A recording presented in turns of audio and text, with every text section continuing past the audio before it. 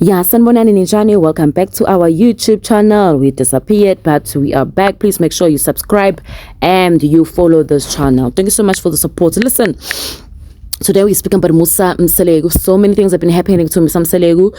Watching the show, crying almost every day because the wives are dealing with him a lot. But now, kubuke ngazuthi ubabakhe Nkosi yami I-stroke esizobuya ke sizomshaya.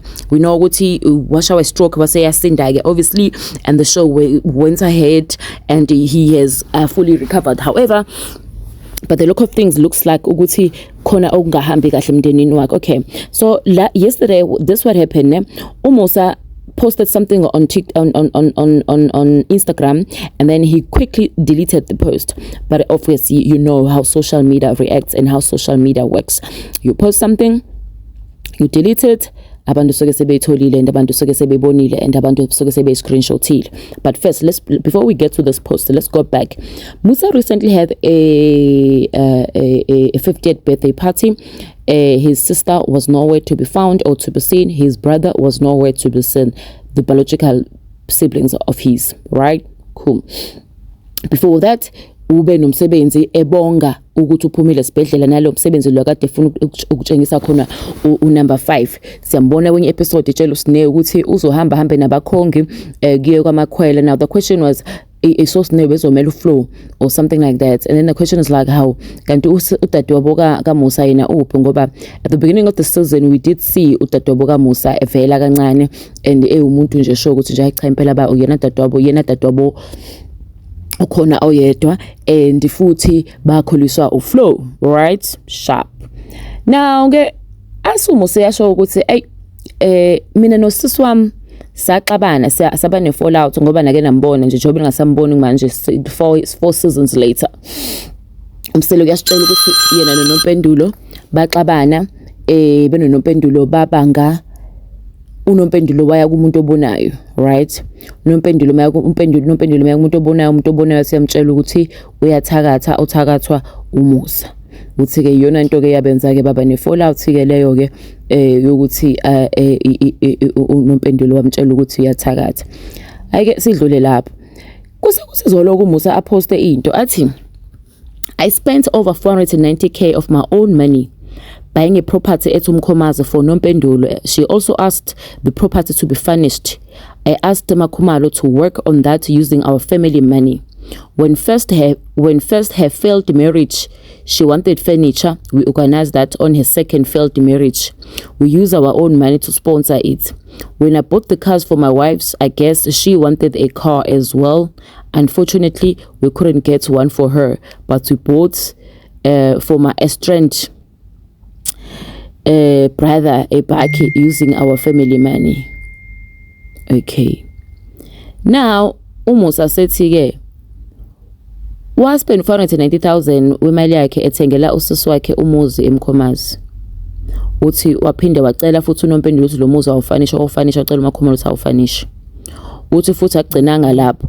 Kwathi umshado wakhe mengabe ufeyile ukuqala uthi babesebenzisa imali yakhe to sponsor it. Uthi ke umshado futhi wakhe wesibili wafeyila, umshado wesibili kaNompendulo. Nakuwona babo sponsorishile imshadisa.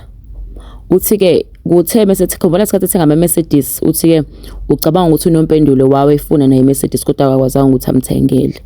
Ngathi izinto zaqala lapho ungahambi kahle, kwagcina ke uNompendulo ke sehamba ke eyake enyangeni imtshela ukuthi uyathakathwa, uthakatha ubhuti wakhe. Hayi ayidelete ipost uMusa. Athi mayidelete ipost kanti abantu sebeyibonile, right? Kuvele qhamuke ke lo okuthiwa uSiphamandla athi if kuya ngokwami Musa ngabe ngithi nje let's invite the media and give our family a chance to tell the whole world who you really are. I've seen with my own eyes Musa esigodlweni sagogo Flow, you just took it too far. Aqhubeka uSiphamandla athi, you mean the very same family that gave you love when you had nothing? You mean the very same family that called you Chela umuthi boxini lazipho? ngabe ukhuluma ngezangoma wafika nazo emanxeweni obaba, ngabe ukhuluma ngezangoma wafika nazo emanxeweni obaba mkhulu. Musa ngabe ukhuluma ngale same family wena njalo mawuhlaba every Thursday bekuzoba nomcimbi womndeni. Ngabe thina esasihlala nenyoka emzini kaGogo Flow, Musa ngabe ithina esasithatha inhlabathi emathuneni makushoniwe. Uyocela ngokukhohlisa abantu bakwe TV. The gloves are off, you piece of shit wenja. Wena nje futhi wakantini nothi kwaMseleko. KaMseleka wenziwa lamanyalo owenzayo. Hawu. Ubani uSiphamandla? Kusho uSiphamandla Mseleko.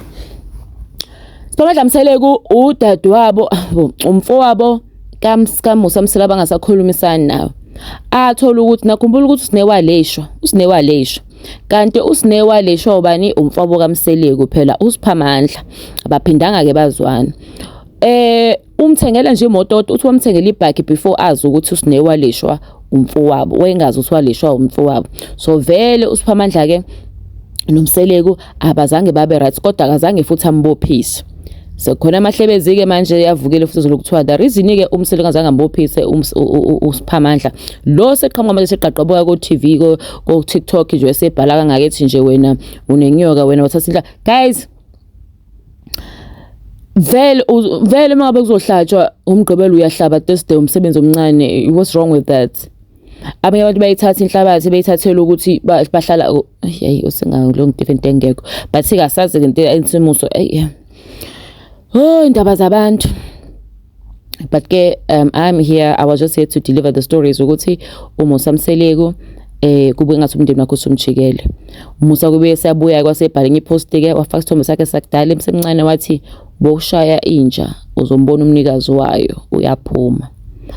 Ngicabanga lapho uchaza ukuthi njengoba ade ekhuluma ngoNompendulo sekuqhamuka lo omunye uSiphamandla ngoba shothi uthinta uNompendulo ngoba shothi bahlangane uyena obehind seqhamuka umnikazi ngoba ushuthi ke uNompendulo uthunywa umfowabo ngoba umfowabo vele bebengakhulumisana kodwa noNompendulo bese right. So manje uMseleko sesola ukuthi i-bed sheet ifakwa ubani ekhanda la Nompendulo ifakwa ulo owadlwengulwa umntanakhe walepha usine which is uSiphamandla ngoba bamonazela bayifuna le life ayiphilayo. Guys, at the end of the day, I think every family has their own issues. Nawe ufunda la nawe lalelela akekho umndeni ongenazo izinkinga zawo. Uyohamba uzofika eGibhithe udlulele kaJakobe weqele emzini waseSinai unyuwe wehliwe eGolgotha ufike eGaleria ugcine Israel. There is no family members, there's no family that does not have issues as family. It does not matter sibathanda kangakanani, there's always issues. So Musa akahlukile nathi sonke. Musa Mseleko akahlukile nathi sonke. It's just because ezakhe indaba zikuthini nathi sinendaba zethu. Abanye indaba ongazwani kwama-siblings indala baningi abaku-TV sibaza futhi nabo khona bangazwani the Mdoda sisters nje ziqeqebuka ngesingisi lapha ko-94.7 but family dololo because abazwani. There's a lot of people. So what Musa Mseleko is going through is not something new, it's something that is familiar, it's something that happens. We have always abantu amanye ama-siblings ahlangana omabili omunye bengaphandle angabafuni abanye. It's always something like that. But yeah, we pray and hope that the Mselekos they come together one day. I don't care about the siblings, but especially maybe the wives. Ngoba akuzi kahle khona. Thank you so much guys for pulling through. Please make sure you subscribe.